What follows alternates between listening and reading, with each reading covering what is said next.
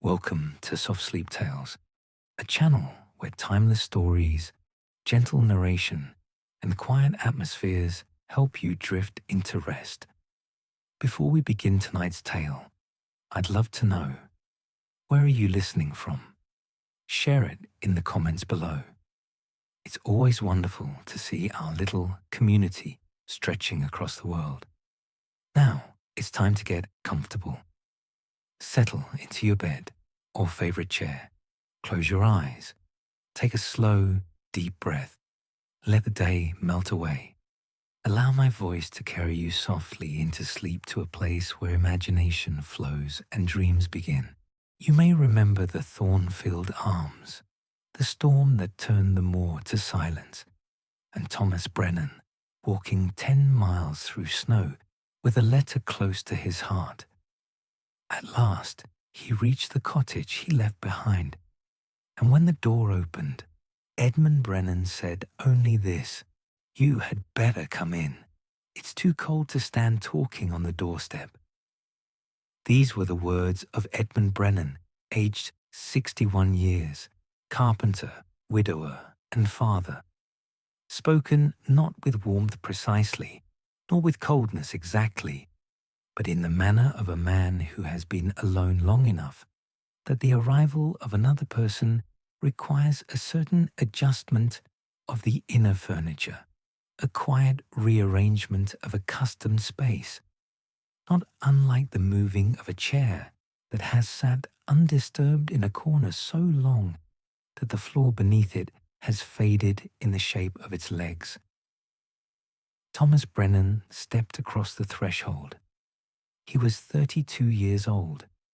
He had walked 2 miles through the snow from the coaching road where the carrier's cart had deposited him, and his coat was white upon the shoulders and dark with damp below the collar, and his boots left wet impressions on the stone flags of his father's entrance passage as he came inside. He carried a canvas bag of moderate size, which he set down beside the door without being asked, and he pulled the door shut behind him with both hands, for the latch required a firm touch, and he remembered this without being told, though 5 years had passed since last he had occasion to remember it. The passage smelled of wood smoke and something else, linseed oil, perhaps, or the particular damp wool and pine smell of a working man's cottage in winter.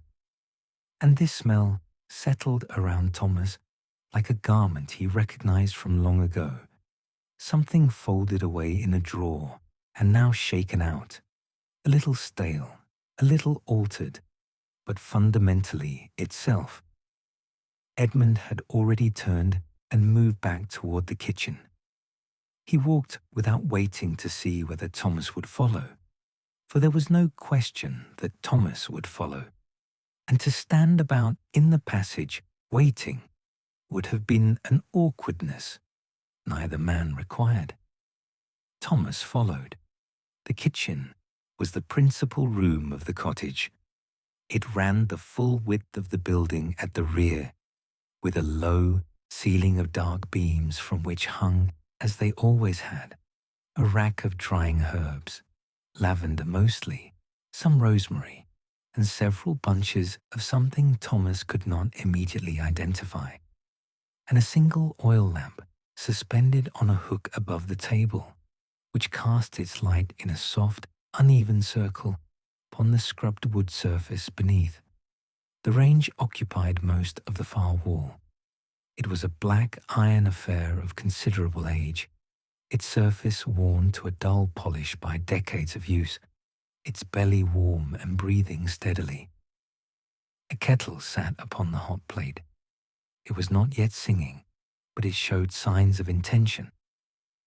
Edmund pulled out the chair nearest the range, not the chair at the head of the table, which had always been his own, but the one to the side of it, nearest the warmth, and he did not precisely gesture toward it, but the pulling out of it was gesture enough, and Thomas understood and sat. Edmund took his own chair. He did not look at Thomas directly.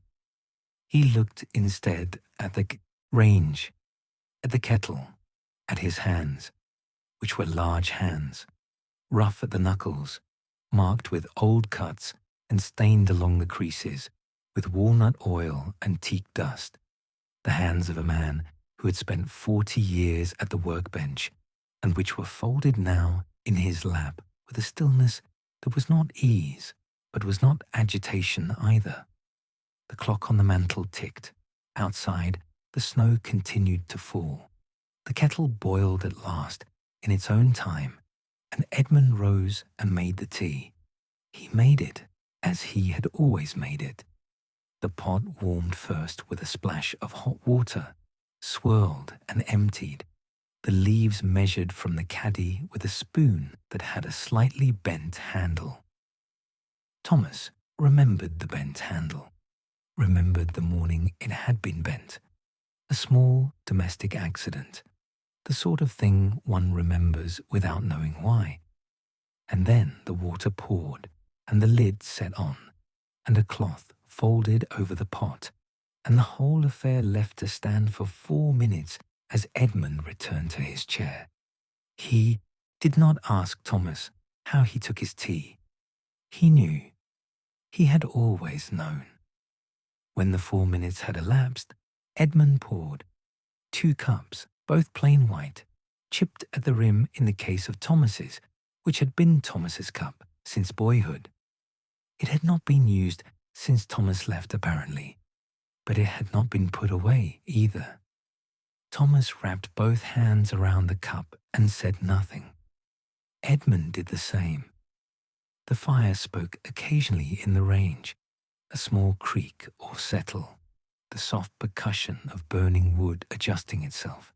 The lamp overhead moved very slightly in some imperceptible current of air, and the shadow shifted on the ceiling, and then was still again. "You walked from the road," Edmund said. It was not a question. "The cart couldn't manage the lane," Thomas said. "Too much snow." Edmund nodded. He looked at the table. "When did it start, the snow?" "Night before last. It was already coming on when I left the city." Another silence.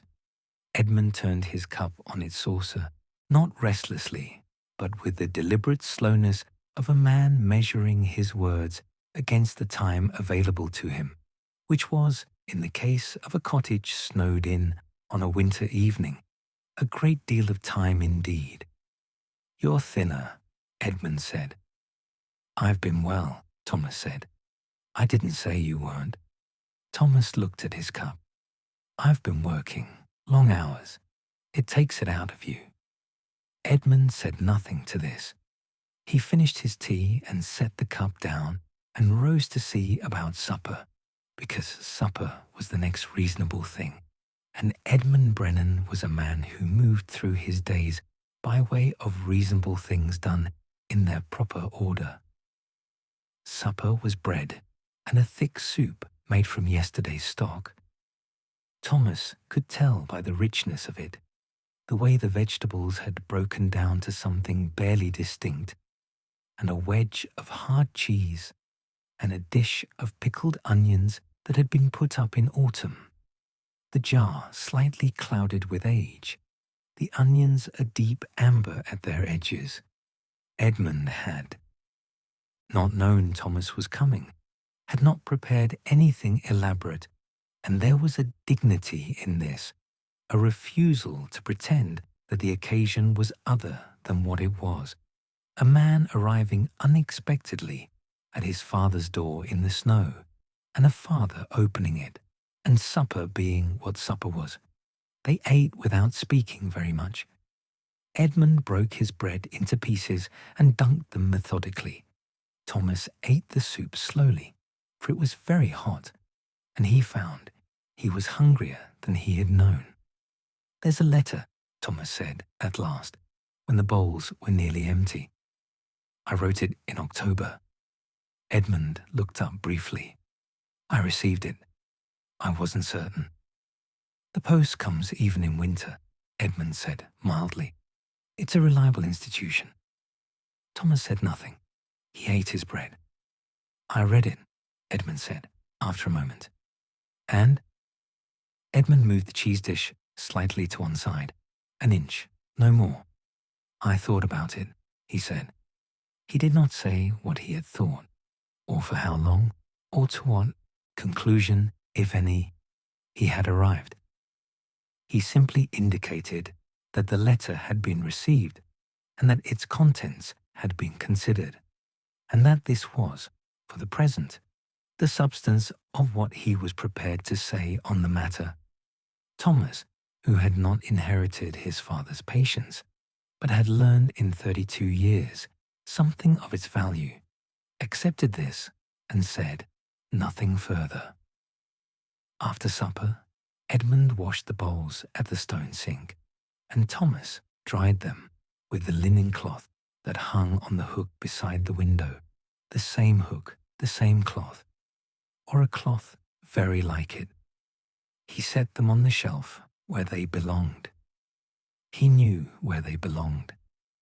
Edmund banked the range for the night, not fully, for the cold was extreme and the fire would need to last, and lit a candle for Thomas and showed him to the room at the top of the stairs, which had been Thomas's room and still contained his boyhood bed, narrower than Thomas had remembered it, and a wooden chest at the foot of it, and a small table with a basin on it, and a window that looked out over the lane, now invisible beneath its covering of snow, the world outside flat and featureless and white, the snow still coming, the flakes falling without any urgency, steadily, the way things fall when they have a great deal of falling still to do. The spare blanket is in the chest, Edmund said from the doorway. Thank you, Thomas said. Edmund nodded. He went to his own room, which was at the other end of the narrow landing, and Thomas heard his door close, not sharply, but with the careful quietness of a man trying not to disturb a house that had been quiet for some years. Thomas sat on the edge of his childhood bed for a little while. He held the candle and watched the snow fall. He did not think very specifically about anything. He listened to the tick of the clock from the mantel downstairs, which was audible even here, through the old boards, through the plaster, a steady pulse that had marked the hours of this house for as long as Thomas could remember. After a time, he lay down. He pulled the blanket from the chest. It smelled of lavender, of course, and covered himself and blew out the candle and lay in the dark listening to the snow, which made no sound at all. He was asleep within a quarter of an hour. He was woken by the sound of wood being split. It came from somewhere outside and below, the rhythmic crack of an axe finding the grain of a log, then a pause, then another crack. And for a moment, Thomas lay in the grey winter light and did not know where he was. Then the smell of the room reached him, that particular compound of old wood and linseed and lavender, and he knew. He rose and dressed. The cold was considerable. His breath showed in the air, and the basin on the table had a thin skin of ice across the water's surface, which he broke with his knuckle and washed his face with a sharp intake of breath. Downstairs, the range was already lit and the kettle was heating. Edmund's coat was not on its peg. Through the kitchen window, Thomas could see him in the yard, a stout figure in a dark coat and a felt hat, methodical at the chopping block, splitting kindling with the easy economy of long practice. He did not hurry. He placed each log, considered it briefly, and then split it, and the halves fell away to either side, and he said another. Thomas put on his coat and his boots and went out. The cold hit him at the door, like a physical thing, a pressing weight of air so still and so cold that it seemed to have a substance. The yard was buried. The path Edmund had made to the chopping block was 2 feet wide and showed the marks of his boot soles in the snow on either side, deep, clean impressions, each one distinct. The sky was white. It was impossible to say where the clouds ended and the day began. Edmund looked up as Thomas appeared. He did not say good morning. He handed Thomas the axe. Thomas looked at the log on the block. He looked at the axe. He positioned himself, found the balance of the tool, and split the log. It was a clean split, and the 2 halves fell satisfyingly apart. Edmund nodded and went inside. Thomas split wood for 20 minutes. He had not done it in several years, and his arms remembered before his mind did the slight rotation of the wrist at the moment of impact, the way to let the axe do the work and not fight it. When the kindling pile was sufficient, he gathered an armful and carried it inside. Edmund was making porridge. Thomas stacked the kindling in the box beside the range and sat down, and they ate without ceremony. The porridge thick and very hot, sweetened with a little treacle, the spoon heavy and silver and old. "Will you want to go back today?" Edmund said. "I cannot," Thomas said. "The road won't be clear. I doubt the carrier comes again before Thursday." Edmund considered this. "Thursday," he said, "at the earliest. Then you'll stay." It was neither question nor welcome. It was, rather, the statement of a situation as it stood, which was as much as Edmund Brennan generally offered, and which, Thomas had learned long ago, was not to be confused with indifference. "If that suits you," Thomas said. "It suits me well enough," Edmund said. They finished the porridge. The clock ticked. Outside, a crow settled on the yard wall, considered the snow for a moment with apparent skepticism, and departed. After breakfast, Edmund went to the workshop. The workshop occupied a low building at the side of the cottage, attached to it by a covered passage. 3 stone steps down, a door of heavy oak, a latch of iron, and it ran the full length of that side of the house, low-ceilinged, lit by 2 north-facing windows, and a single lamp on a bracket above the main workbench. Edmund had built the workbench himself, decades ago, from oak planks 8 inches thick, and it bore the evidence of all its years of use, gouges and burn marks and stains of oil and varnish, and the compressed dust of 10,000 pieces of worked timber, all of it smoothed by the passage of hands and tools into a surface that was not beautiful in any conventional sense, but was, in its particular way, a kind of record. Thomas stood in the doorway for a moment.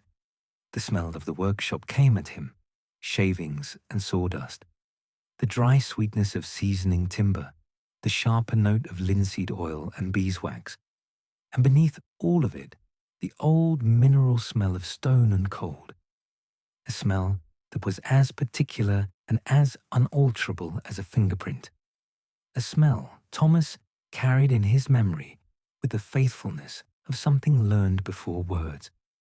Edmund was already at the bench. He was working on a chair, a dining chair by the look of it, one of a set, for Thomas could see 3 finished chairs standing against the far wall, and a 4th in progress on the bench before his father. It was a good chair, substantial but not heavy, its design spare and confident. The back rail mortised into the uprights with the precision that Edmund's work had always had, a precision that was neither fussy nor excessive, but simply correct, the precision of a man who has done a thing so many times that correctness has become involuntary. Edmund picked up a spokeshave and began working on one of the back uprights, long, slow strokes that curled a ribbon of pale wood from the surface and dropped it to the floor, where it coiled amongst its fellows. He did not look up. Thomas came inside and sat on the stool in the corner, the stool that had always been there for exactly this purpose, for the sitting in the corner while Edmund worked. And he watched. The lamp swayed very slightly in some motion of air from the door closing behind Thomas, and then was still, and the light settled, and the sound of the spokeshave filled the room, a long, soft sound like breath, and then the lift, and the reset, and again. "What is it for?" Thomas asked. "Order from the rectory," Edmund said. 6 chairs. The old ones were beyond saving. He turned the upright and examined it against the light. "The vicar's wife has particular ideas about the back rail. She wants it curved." He said this without editorial comment, though the slight pause before the word curved suggested a view. "And are you curving it?" "I am steam bending it," Edmund said, "which is a different thing and produces a better result, and which I will do when the steam box is heated, which it will be this afternoon." He replaced the upright in the vise and took up the spokeshave again. Whether the vicar's wife knows the difference is not my concern. The chair will be right. Thomas looked at the 3 finished chairs against the wall. They were right. They were, in fact, considerably more than right. The curve of the back rail was graceful without being elaborate, the joints invisible, the proportions so naturally settled that it was impossible to look at them and imagine them otherwise. They looked as though they had always existed in this precise form, and the making of them had been merely the discovery of what was already there. "They're good," Thomas said. Edmund said nothing. He worked. The morning passed in this manner. Edmund worked. Thomas watched and occasionally fetched something that needed fetching. A particular chisel, the marking gauge, the pot of beeswax on the shelf. And after a while, the watching became something else, a kind of participation, the way attending to work closely enough becomes a form of understanding. Around 11, Edmund put down the spokeshave and picked up a card scraper. The scraper was a thin rectangle of hardened steel, its edge burnished to a fine burr, and when Edmund drew it across the surface of the chair leg, it produced a whisper of sound and left behind it a surface of extraordinary smoothness, the wood almost luminous, the grain emerging as if lit from within. "Do you want to do the next one?" Edmund said. Thomas looked up. "The scraping." "The whole leg. It needs the same work."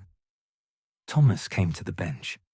Edmund handed him the scraper and stepped aside, and Thomas took the leg from the vise and considered it, and then he set it back in the vise and adjusted the grip and began. He was, as it happened, not unskilled. He had grown up in this workshop, and he had spent his adolescent years learning the use of these tools with the imperfect and reluctant attention of a boy who does not yet understand what he is being given. He had not worked wood in several years. His life in the city had taken him in other directions, into the trading of goods rather than the making of them. But the hands remember what the mind dismisses, and after a moment or two of uncertainty, the motion came back, and the scraper began to behave, and the surface of the leg began to respond. Edmund watched for a moment, then turned back to his own work. The sound of the 2 scrapers, different in pitch by some quality of their own particular steel, made a kind of counterpoint in the quiet of the workshop, The shavings accumulated on the bench. The lamp burned steadily. "You were in Manchester," Edmund said after a while.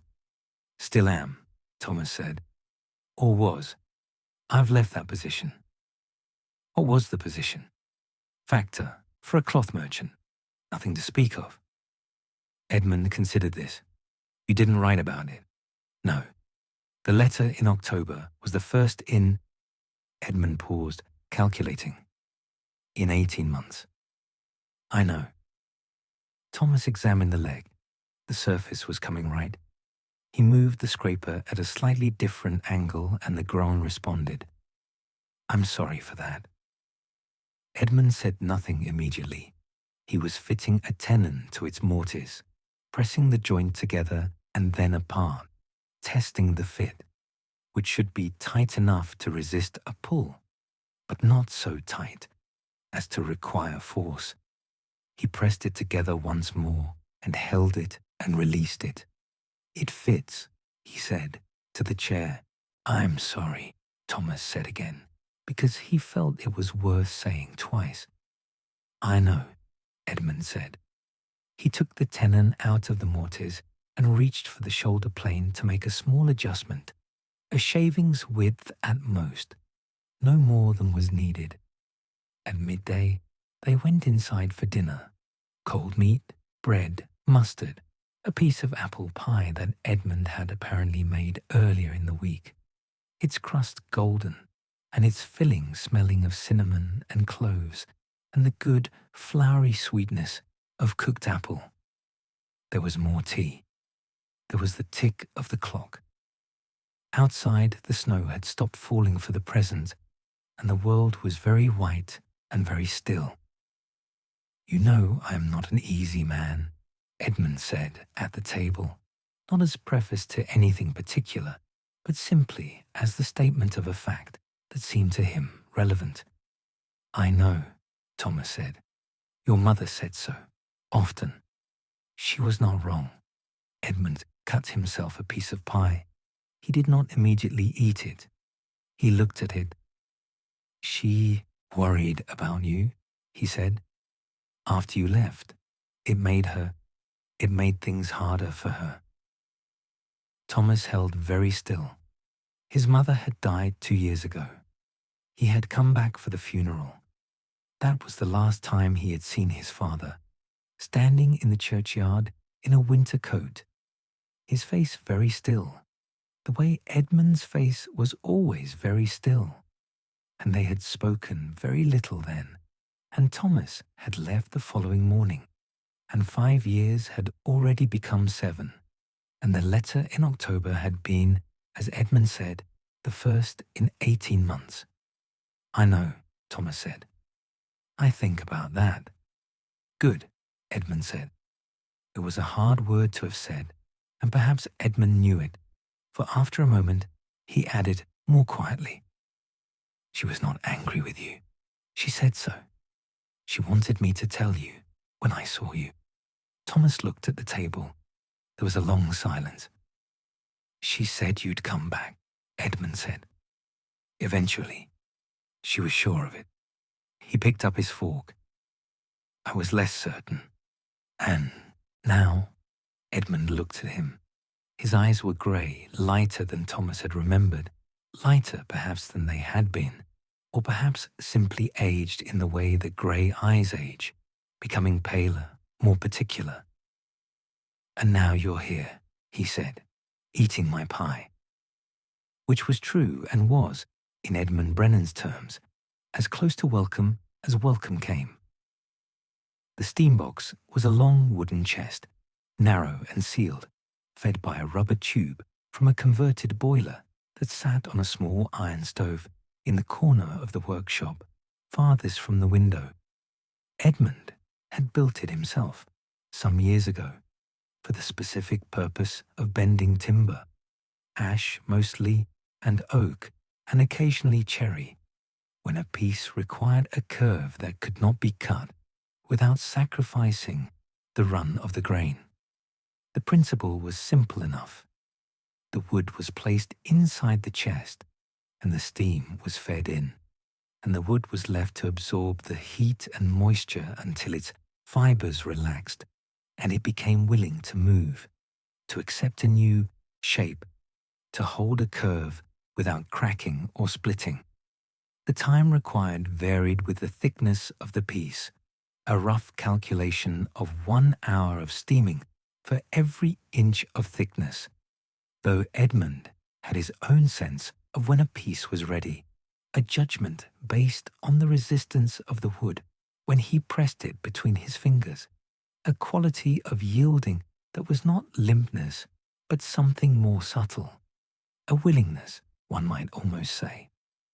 Thomas fed the stove with coal, while Edmund checked the fit of the bending jig he had constructed for the chair rails, a form made of pine blocks nailed to a heavy board, shaped to the exact curve required, with pegs set at intervals to hold the steamed rail while it cooled and took the form. "How long have you been making chairs?" Thomas said. "I've always made chairs," Edmund said. "I mean, the sets, the formal work. You used to do more of the agricultural." Edmund considered. "Since your mother's last illness," he said, "I needed the work. To be indoors.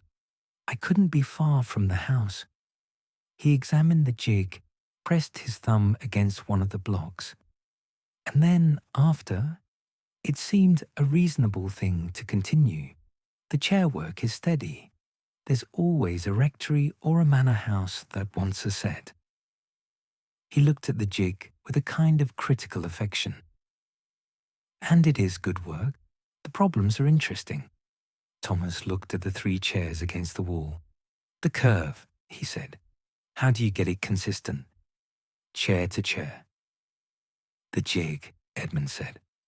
"And patience. And doing the same thing the same way each time. There's not much more to it than that."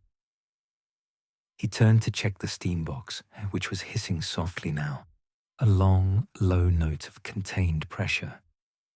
Though it's harder than it sounds. Thomas knew this. He had watched his father work for most of his childhood, and he had come to understand, in the gradual way one understands things that are demonstrated rather than explained, that the consistency of fine work was not a natural gift, but an accumulated habit, a discipline built up over thousands of repetitions until the hand knew what the mind no longer needed to direct.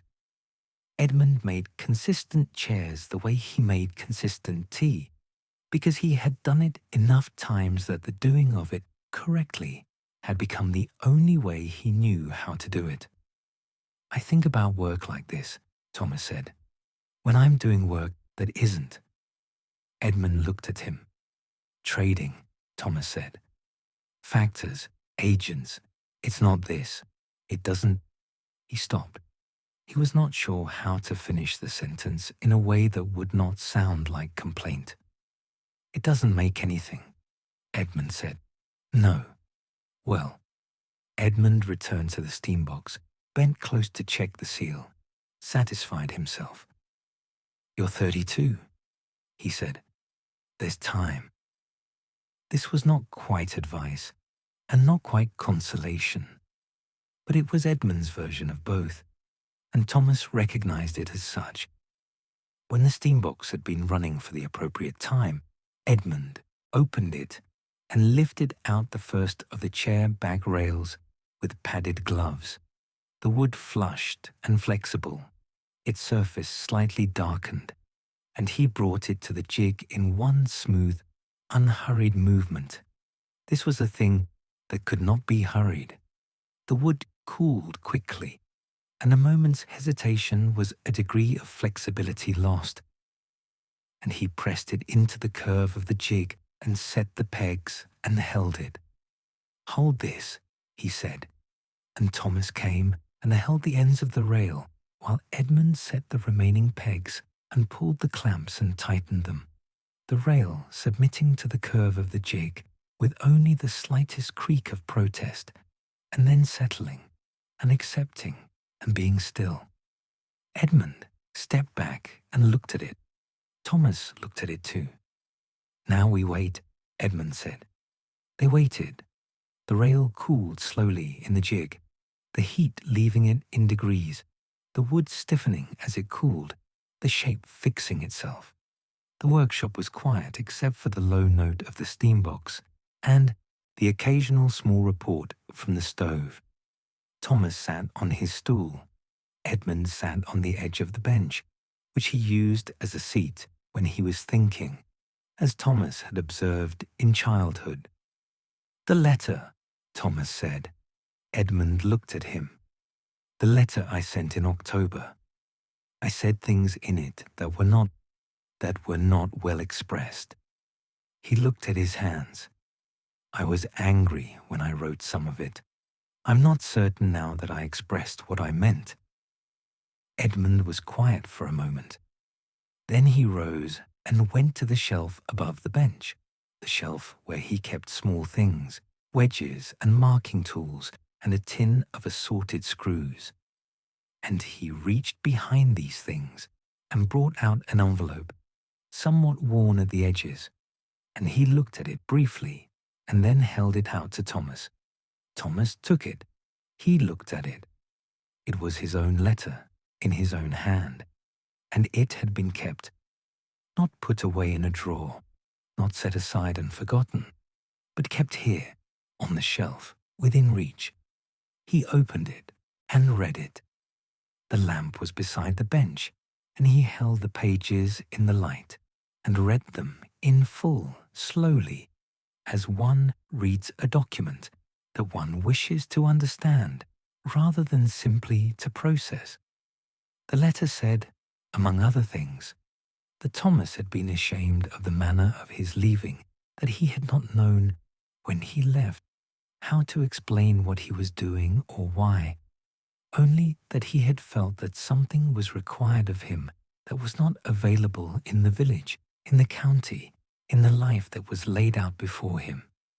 That he had known his father to be a disappointed man, disappointed in some general way that Thomas had spent years trying to understand, and had failed to understand, and was no longer certain was his to understand. That he had wanted, above all, to be known as someone other than Edmund Brennan's son, and that this desire had come at a cost he had not fully calculated. That he was sorry, that he was not entirely certain what he was sorry for, but that he was sorry, and that this sorry was not the sorry of defeat, but something closer to the sorry of recognition. He had seen clearly at last what he had put behind him, and he wished that he had not put it so thoroughly or for so long.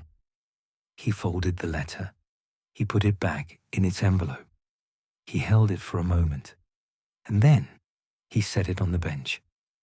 "I meant all of it," he said, "including the parts that were not well expressed." Edmund nodded once. He was looking at the rail on the jig, which had cooled now and held its shape. He reached over and released one of the clamps and tested the rail with his fingertip. A slight pressure, a release, a reading of resistance. "It'll do," he said, "of the rail." He released the remaining clamps and lifted the rail free. It held its curve. It was, Thomas could see, exactly the right curve. Graceful, purposeful, a curve that would sit behind a person's back with the natural ease of something understood from the inside. Edmund set it with the other, finished, components. He looked at Thomas. "I kept the letter," he said, "because it was the most you have said to me in 10 years. Thomas said nothing. There was nothing that was equal to this, so he said nothing. "That is not," Edmund began. He stopped. He set down the clamp he was holding. "I am not reproaching you," he said with some care. "I am saying only that I valued it. That's all." Thomas looked at the floor, which was covered in shavings and the fine pale dust of worked wood, and he breathed steadily for a moment and then he looked up. "I should have written sooner," he said. "Yes," Edmund said, "but you didn't, and now you have, and now you're here." He picked up the clamp again and hung it on its hook. "I've made worse bargains." The afternoon darkened early, as winter afternoons do, the light thinning from white to grey to the particular blue-grey of snow cloud at dusk, and Edmund lit the lamp in the workshop, and they worked on. Thomas was sanding now, methodically, moving through the grades from rough to fine on the stretches of the chair, each grade erasing the marks of the last, the wood growing smoother under his hand, in a way that was deeply satisfying, the kind of satisfaction that requires no thinking and asks for nothing except attention. And when the lamp was not sufficient, and the cold had deepened to the point at which breath was visible even inside, Edmund judged that the day's work was done, and they put the tools away. This too was a ritual. The tools had their places, and they were returned to their places, not flung or set down carelessly, but each one put back where it belonged, the chisels in their roll, the planes on their sides on the shelf, so that the blades did not rest on the bench surface, the scrapers in their tin, the marking gauges on their pegs. Edmund worked through this with the same unhurried deliberateness that characterized all his movements, and Thomas fell into the rhythm of it, taking tools from the bench and passing them or putting them away. And after a while the workshop was as orderly as it had been that morning, and the shavings were swept, and the lamp was turned down, and they went inside. The cottage was warm. Edmund had built up the range before they went to the workshop, and it had been working all afternoon, and the kitchen was close and golden with its heat. The smell of warmth and wood smoke met them at the door. Edmund put on a pot for supper, more soup made from a different stock, this one with barley in it, and what appeared to be turnip and onion and some dried herb Thomas couldn't immediately identify. And Thomas sat at the table and watched him work at the range with the same easy economy he brought to everything, turning the ladle once, adjusting the heat, replacing the lid. "You were always good with your hands," Edmund said, without turning. "When you were young." "I had a good teacher," Thomas said. "You were impatient," Edmund said. "You wanted the thing to be done before you'd done it. But the hands were good." This was, from Edmund Brennan, extravagant praise, and Thomas received it as such, quietly, without making more of it than it was. "I've lost the habit," Thomas said. "The city doesn't ask for it, but it came back today." "It would," Edmund said. "It's not the sort of thing you lose entirely." He stirred the soup again. Outside, the snow had begun once more, quietly, without announcement, and the window was a rectangle of darkness crossed by the faint silver lines of falling flakes, caught in the lamplight for a moment as they passed. "The stretchers I sanded," Thomas said. "Were they acceptable?" "They were good," Edmund said. He turned and looked at Thomas briefly, and then turned back to the range. "The chair will be better for them." Thomas felt something settle in him at this. Not pride, precisely, or not only pride, but something quieter than pride. Something more like the satisfaction of having done a thing correctly in the presence of someone who knows what correctly means. After supper, they sat by the fire in the front parlor, which Edmund lit only when he had company, or on Sundays, or on occasions that warranted it, and this evening, apparently, warranted it. The parlor was smaller than the kitchen, with 2 chairs before the fireplace, and a table with a lamp on it, and bookshelves along one wall, and a clock on the mantel, larger than the kitchen clock, with a slower, deeper tick, and a case of dark oak, very old, that Edmund had repaired once, but not made.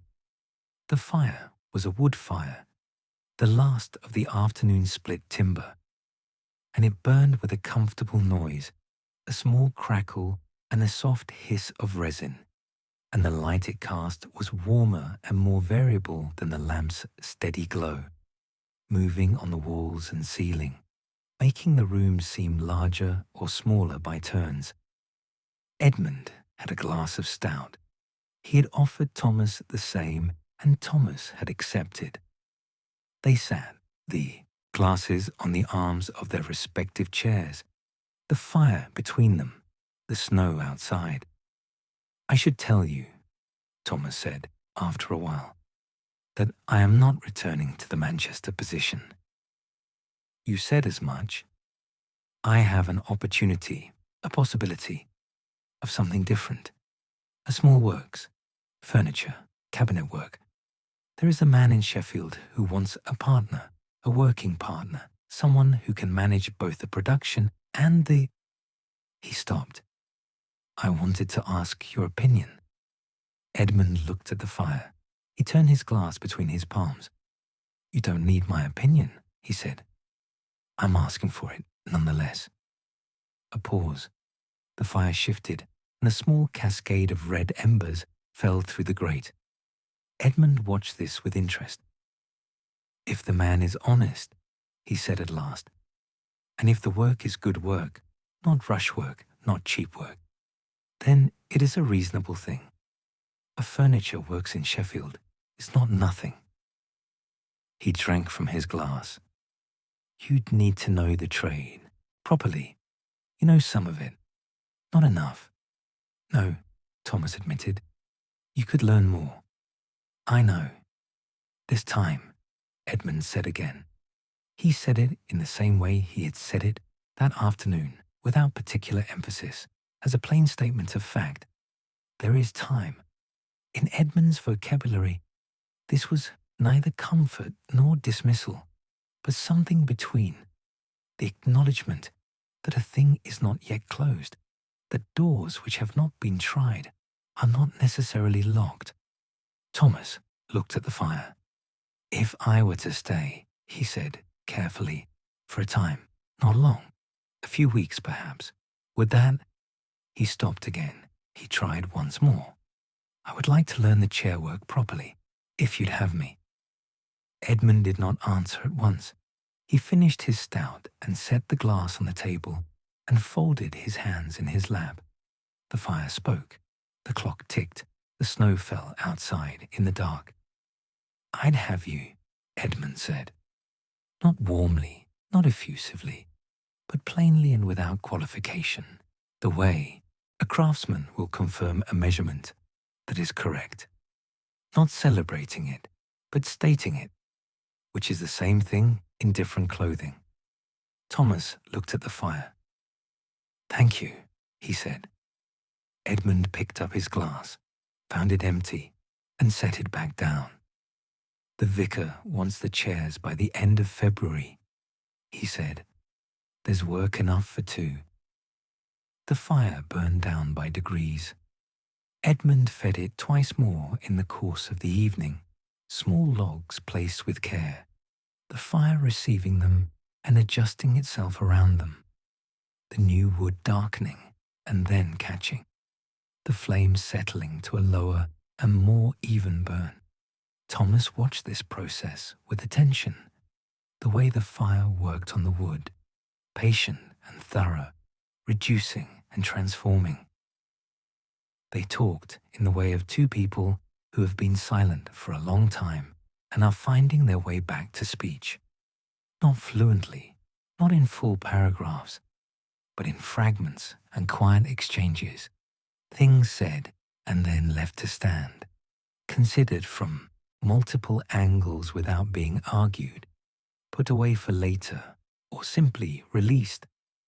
Edmund talked about a cabinet he had made the previous spring, a linen cabinet for a house in the village, walnut, with hand-cut dovetails on the carcass, and adjustable shelves and a pair of panelled doors that had given him considerable difficulty because the panels had moved in the fitting and he had needed to remake them entirely.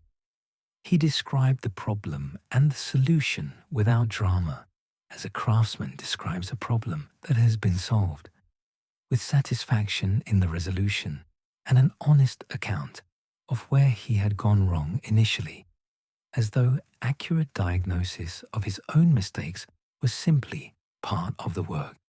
Thomas talked about Manchester a little, the warehouse districts, the grey air, the enormous commercial energy of the place, and the way it was possible to feel inside it, both at the centre of everything and somehow at a remove from what mattered. He did not say this last part. He said only that it was a large city and very busy, and that he had found it useful in some respects. "Did you make friends there?" Edmund asked. "Some," Thomas said. "A few good ones." "Good," Edmund said. He meant it. He was, Thomas realized, not asking in order to criticize or to evaluate, but simply because he wished to know. Because he had wondered, alone in this cottage, whether Thomas was well and whether he had people around him, and had not had occasion to ask. "There's a woman," Thomas said, and then was not immediately sure what to say next. Edmund waited. "Margaret," Thomas said. "She's a school teacher. We've known each other a year." He turned his glass in his hands. "I told her I was coming here. She thought I should come sooner." "She was right," Edmund said. "I know." "Is she a sensible woman?" "Very." Edmund nodded, as though this confirmed something. "Good," he said again. The fire was low now. Edmund rose and set the fire guard before the grate, a precaution, the last small act of an evening's domestic management. And he turned down the lamp and took up the candle from the table, and the room was dimmer, the walls retreating, the dark pressing closer, and the fire behind the guard still warm, still breathing, still marking the room with its slow orange glow. "Bed," Edmund said, not unkindly. Thomas rose. He was tired. The walk, the work, the long day of unexpected feeling, all of it accumulated in the way that feeling does accumulate when it has no channel, pressing quietly against the edges of a person until the day ends and the body consents to rest. He went upstairs. He heard his father below.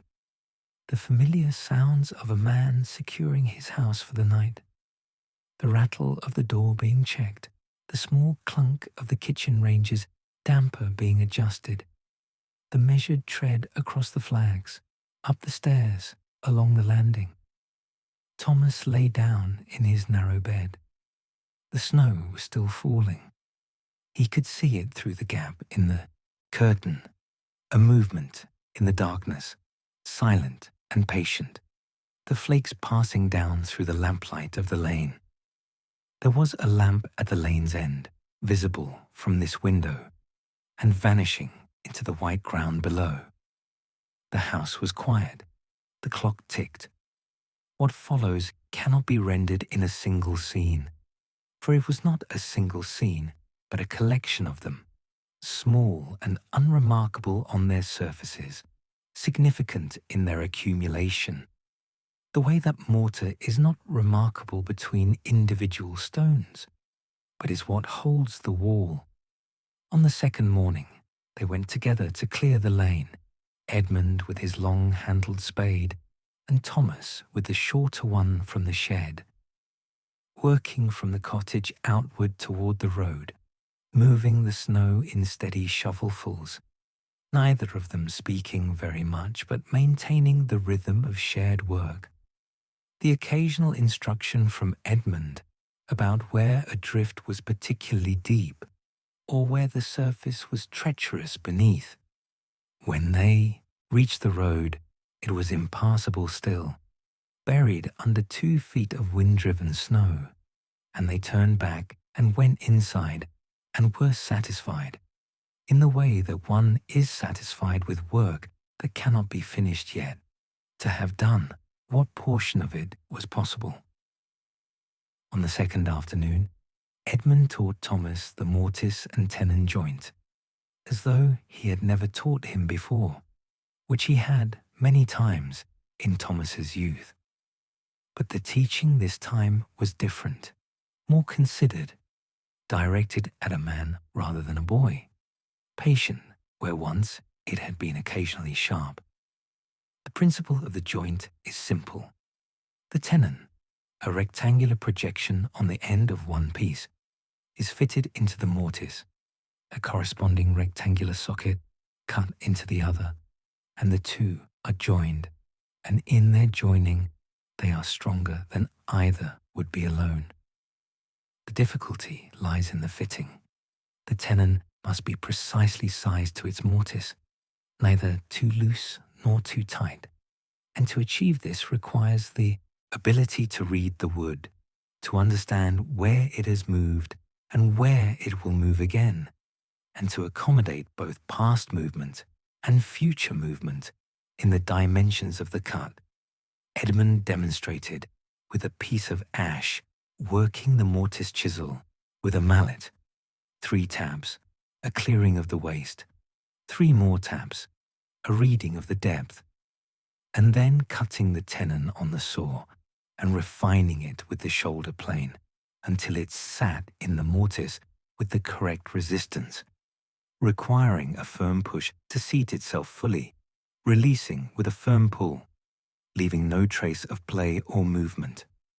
Thomas tried. His first tenon was too large. His second was too small, which Edmund said was the more common error of the two, a natural caution in the novice, who prefers to remove less wood than more, since wood removed cannot be replaced. His third was close.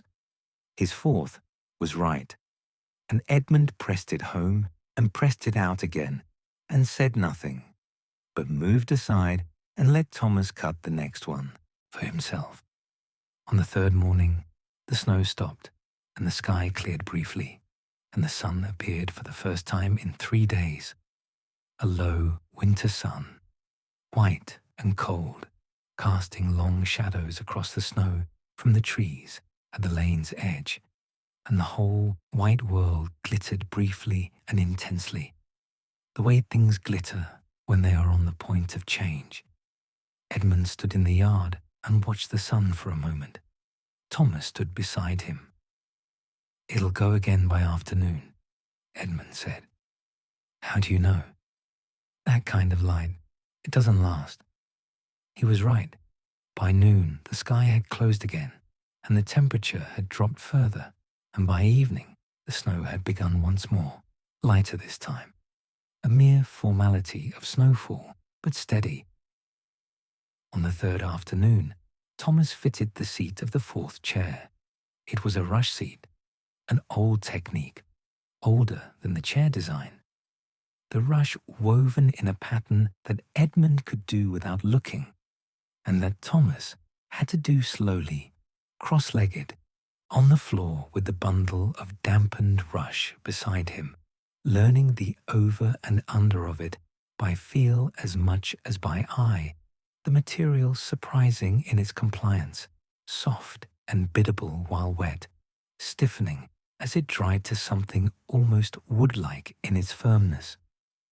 Edmund sat on his stool and watched, and occasionally corrected, "Tighter at the corner," or "You're twisting it," or simply a small sound of acknowledgement when a section was correctly done. And the afternoon passed quietly in this occupation, and at the end of it the chair had a seat, and it was Thomas who had made it. "Is it level?" Thomas said. Edmund looked at it. He pressed his thumb on the various corners and edges, reading the tension in the rush.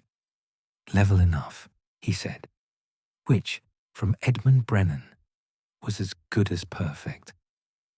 On the fourth morning, Wednesday, the temperature rose a little, and the snow on the lane began to soften at the edges, though the road beyond was still, as far as either of them could tell, impassable to the carrier's cart.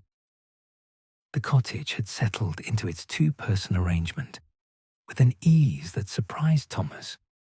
Or perhaps he should not have been surprised, for the cottage had been built for two people, had been two people's home for most of its existence, and the rhythms of the days seemed to remember this without being asked. Meals at the proper hours, the range tended morning and evening, tools put away at the end of the day, the front parlor fire lit after supper. The small governance of a shared life resumed its old patterns, almost without thought. On the fourth afternoon, Edmund sent Thomas to the shop in the village for provisions. The village was 1/4 mile, the lane now sufficiently trodden by Edmund's previous passages to be navigable, though the fields on either side lay unbroken and white, and the hedgerows were piled with snow in extravagant shapes, each branch bearing its cargo of white with the careful precision of something deliberately arranged. Thomas walked with his hands in his pockets and his breath in clouds before him, and looked at the hedgerows and thought about Sheffield and Margaret and the furniture works and the chair he had been sanding that morning, and whether these things were connected or whether connection was something he was imposing on them. At the shop, a low building at the center of the village, with a bell above the door and a smell of candles and brown paper and boot polish, the woman behind the counter looked at Thomas for a moment with the frank appraisal of a village woman who knows everyone and is therefore at liberty to note a stranger. Then she said, "You're Edmund's boy," with a certainty that admitted no possibility of error. "I am," Thomas said. "He'll be glad to have you," she said.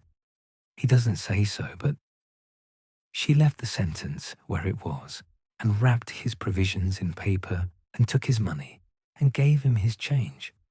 And Thomas walked back through the white lane with a sack over his shoulder and a feeling he could not immediately name.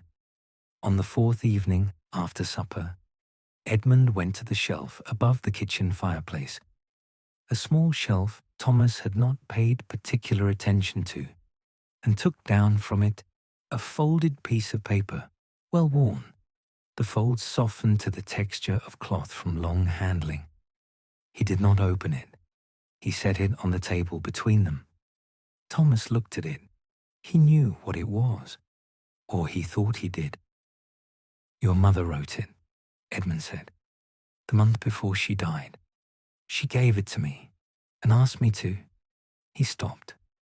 He put his hand flat on the folded paper, briefly, the way one might rest a hand on something one wishes to steady. "She asked me to give it to you when I saw you." Thomas did not move for a moment. Then he reached out and took the paper. He did not read it at the table.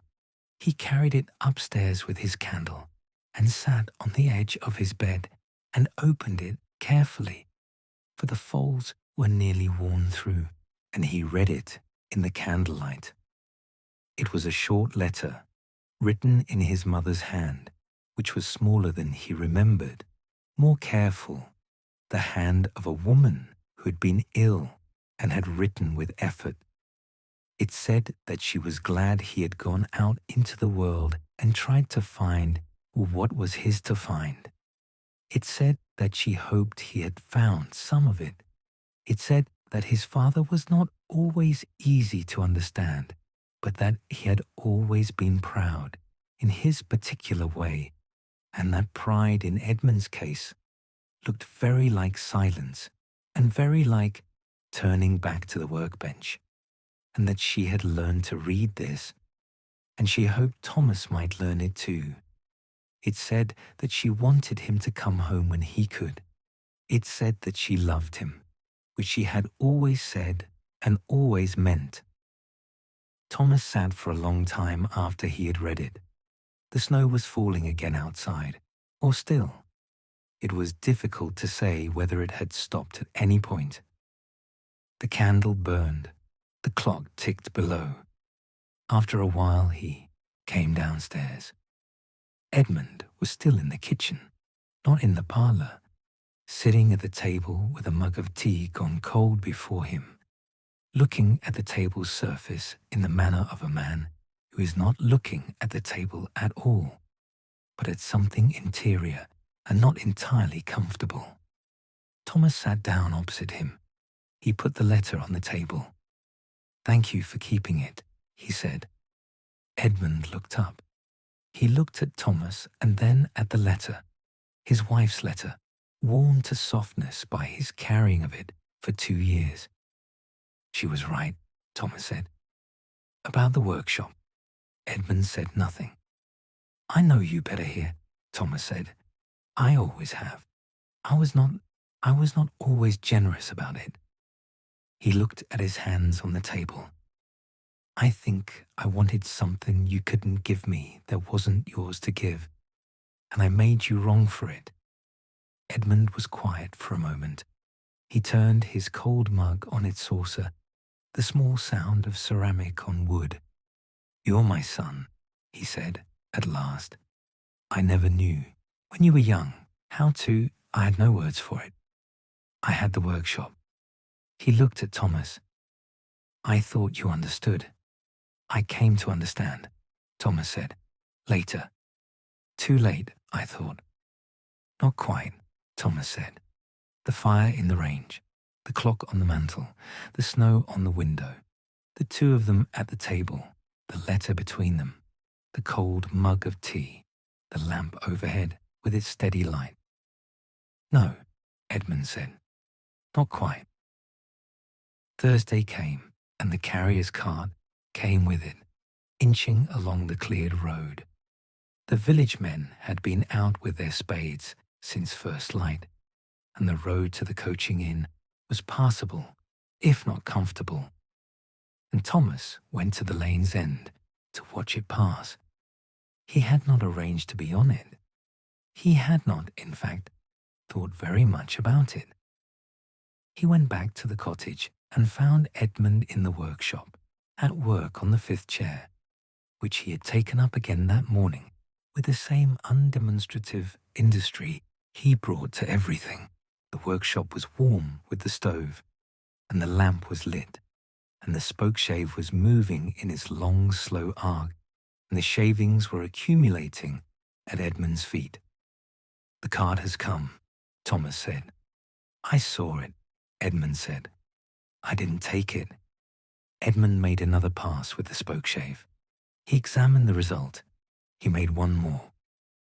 "I've written to Margaret," Thomas said, "to say I'll be here another few weeks. She is agreeable." He paused.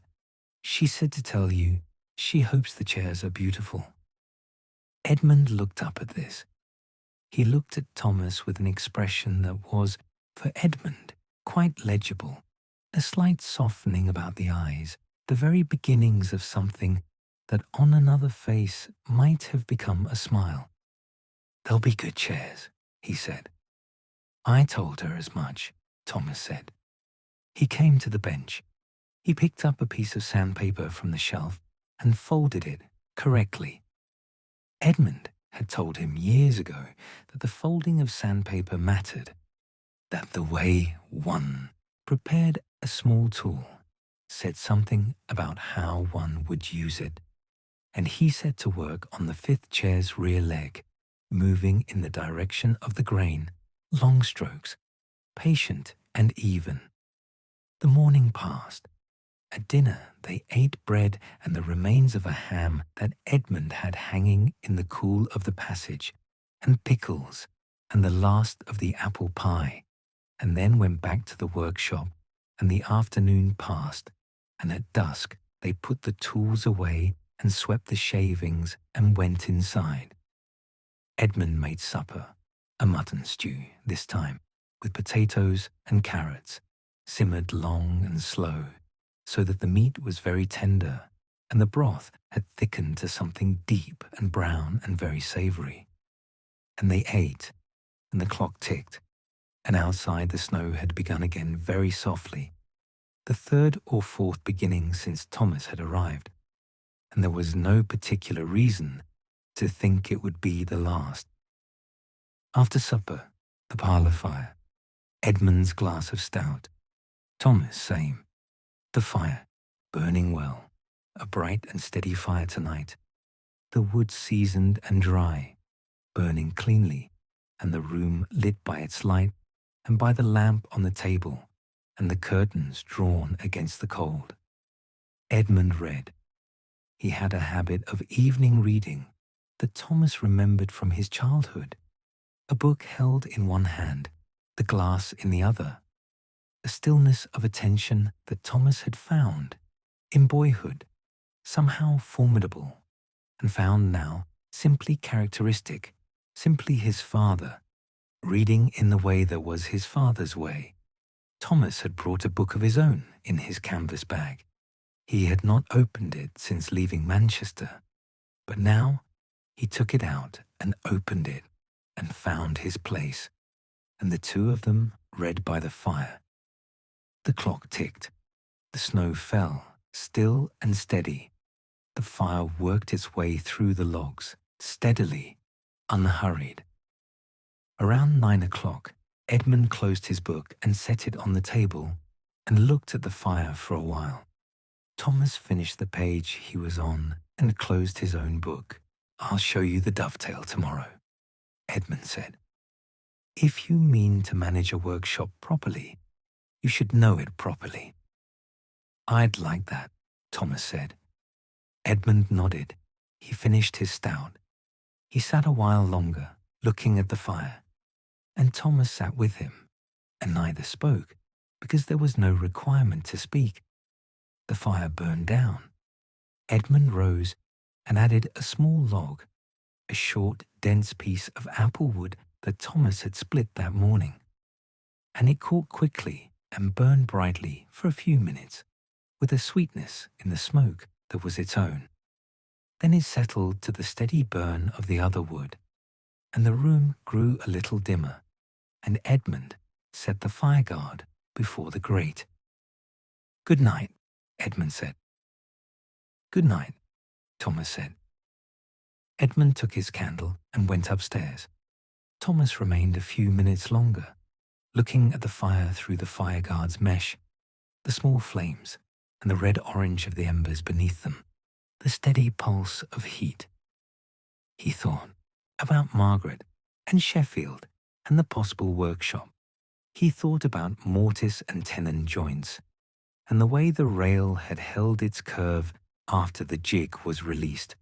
He thought about his mother's letter, which he had folded carefully and put inside his jacket pocket, close to him.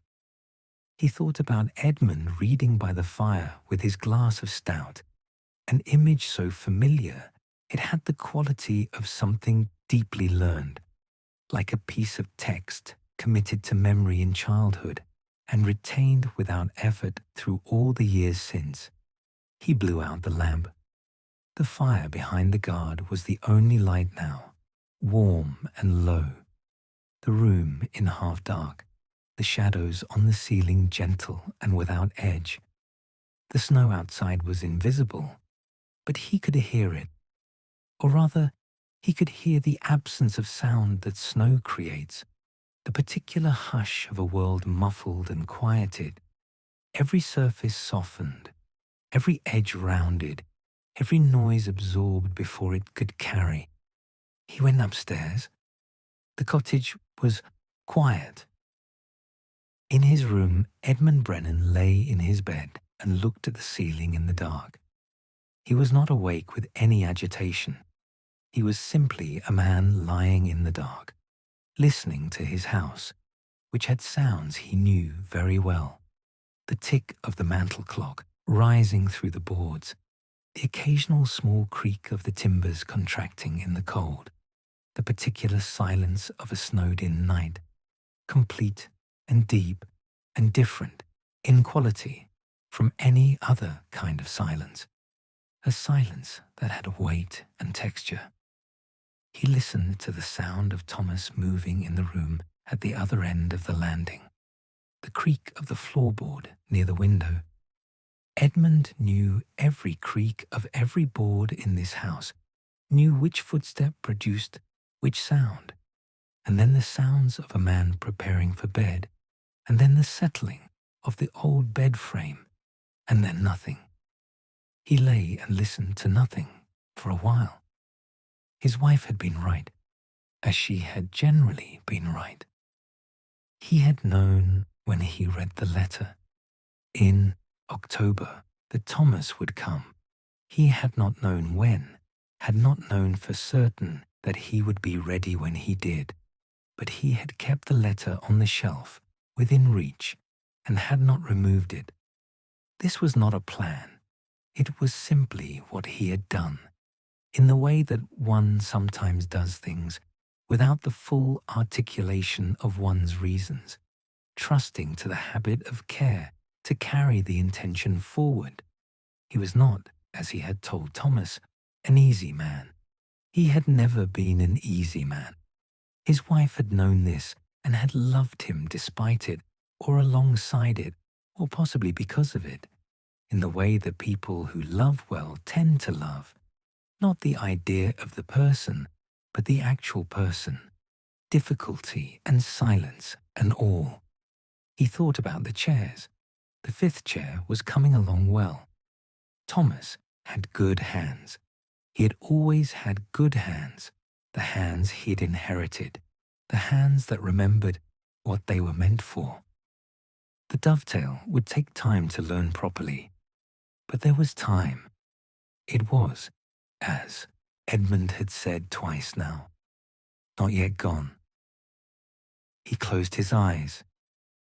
In his room, Thomas Brennan lay in his childhood bed and felt the mattress beneath him and the weight of the blankets and the cold of the room and the warmth of the blankets together, the particular comfort of being cold, except where you are warm. He had his mother's letter still in his jacket, which hung on the back of the chair beside the bed. He thought about it, the shape of it in the pocket, the worn paper. He thought about the chair rail on the jig, the way the wood had been pressed to a new shape and held there until it accepted the shape as its own. He thought about this metaphor and then put it aside, because it was a little obvious, and his father would have put it aside too. The rail had been steam bent, because that was the correct way to produce that particular curve. That was all. He looked at the ceiling. The room was very dark, the curtain heavy and the night outside blanketed in cloud and snow. No moon, no stars, only the white of the lane visible as a very faint shape between the curtain and its edge. He listened to the clock. He thought about tomorrow, the dovetail, the workshop, the cold of the yard in the morning, the smell of the steam box, the way his father handed him a tool with the simple confidence of someone who has decided that the tool is to be used and the instruction is not needed beyond the handing. He thought about February and Margaret and Sheffield, and the way a plan that had seemed provisional and uncertain was beginning in the warm and regular days of this snowbound cottage to feel more like a direction, not certain, not fixed, but pointed, the way a tenon, when it hits its mortise correctly, does not rattle.